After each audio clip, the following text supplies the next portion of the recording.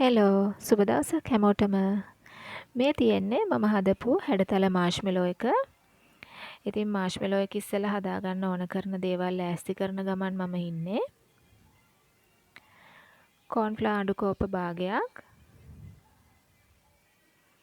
සීනි අඩු කෝප දෙකක්, ඒ වගේම ජෙලටින් මේස හැඳි දෙකක් මම මැනලා ගත්තා. ජෙලටින් එක දිය කරගන්න පහසුවට මම භාජනයක් යටින් තියාගත්තා. වැනිලා තේ හැන්දක් විතර. මේ වතාවේ මම කිලෝ එකක කේක් තැටියක් තමයි භාවිතා කරන්නේ. බෝල් එකක්. මේ මල් ළඟ තිබුණු කටර්ස් වගේක්. දැන්ට නම් වෙළඳ පොලේ ලස්සන කටර්ස් ඕන තරම් තියෙනවා. මේ මල් ළඟ තිබුණු කටර්ස් කිහිපයක්. මේවෙන් තමයි මම හැඩතල හදාගත්තේ.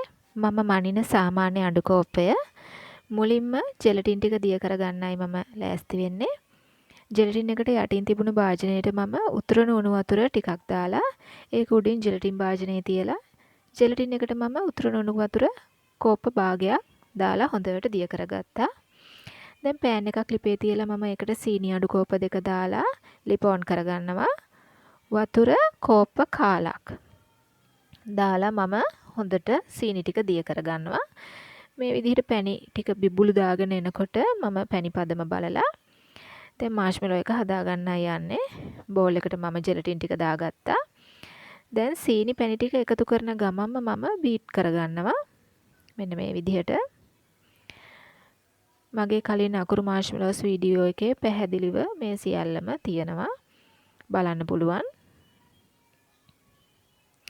මේ විදිහට මම මිශ්‍රණය උකුවේගෙන එනකොට වැනිලා තේ හැන්දක් දාගන්නවා. රතු පාට කලරිනුත් බිඳු කීපයක් දාගෙන මම හොඳට බීට් කරගන්නවා. දැන් මාෂ්මෙලෝස් මිශ්‍රණය ලෑස්ති. මේ වතාවේ මම එක පාටකට විතරයි හදාගත්තේ. දැන් කටර්ස් ටික ලෑස්ති කරගන්න විදිහයි මේ. පොල් තෙල් ටිකක් හොඳට දවටලා කෝන්ෆ්ලවරුත් හොඳට දවට ගන්න ඕන. කේක් තැටියත් මම පොල් තෙලුයි කෝන්ෆ්ලවරුයි දාලා හොඳට දවටගෙන මාෂ්මෙලෝස් මිශ්‍රණය මේ විදිහට දාගන්නවා කේක් තැටියකට. උඩින් කෝන්ෆ්ලවර් ටිකක් ඉහගෙන මම කටර්ස් එකින් එක මාෂ්මෙලෝස් මිශ්‍රණයේ භාගයක් වෙනකන් මේ විදිහට තියලා තද කරගත්තා. ඉතුරු භාගෙ මම ඒ විදිහටම තියාගත්තා මාෂ්මෙලෝස් කෑලි කීපයක් කපා ගන්න. දැන් ශීතකරණයේ පහළ කොටසේ පැය 6ක් සෙට් වෙන්න තියලා මාෂ්මෙලෝස් මිශ්‍රණය මම මේ එළියට අරගෙන ගලවන අවස්ථාව. දැන් මේ විදිහට ලේසියෙන්ම ගැලවිලා එනවා. දැන් හොඳට උඩට මතුවලා තියෙනවා අපේ කටර්ස් ටික. ඉතුරු භාගේ මම කපලා වෙන් කරගන්නවා. කටර්ස් නැති කොටස මම කෑලි වලට කපලා අරගත්තා. මෙන්න මේ විදිහට මාෂ්මෙලෝස් කෑලි. ඊළඟට කටර්ස් ටික මේ විදිහට ලේසියෙන්ම ගලව ගන්න පුළුවන්.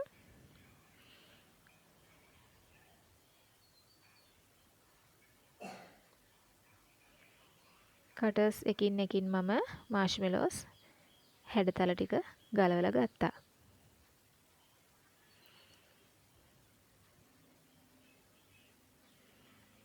ඉතින් මේ විදිහට ලේසියෙන්ම කටර්ස් වලින් මාෂ්මෙලෝස් හැඩතලේ ගලවලා ගන්න පුළුවන්. කේක් වල ටොපර්ස් වලට ෆොන්ඩන්ට් ටොපර්ස් වලට වඩා ලොකු පොඩි කවුරුත් කන්න කැමතිනේ මාෂ්මෙලෝස් ටොපර්ස් වලින් මේ විදිහට තියලා හදාගත්තොත් පොඩි කෑල්ලක්වත් ඉතුරු වෙන එකක් නෑ. මොකද මාෂ්මෙලෝස් කන්න කවුරුත් කැමතියි. දැන් වෙළඳ පොලේ තියෙන කටර්ස් බොහොමයක් ලස්සන හැඩතල වලින් ඇවිල්ලා තියෙනවා. ඉතින් මේ මල් ළඟ තිබුණු හැඩතල වලින් හදාගත්ත මාෂ්මෙලෝස් හැඩ. ඉතින් මෙන්න මේ විදිහට තමයි මම මාෂ්මෙලෝස් හැඩතල හදාගත්තේ. කෑලි ටිකකුත් කපා ගත්තා. ඉතින් එහෙමනම් මතක ඇතුව subscribe කරන්න. ගිහින් එන්නම්. සුබ දවසක්.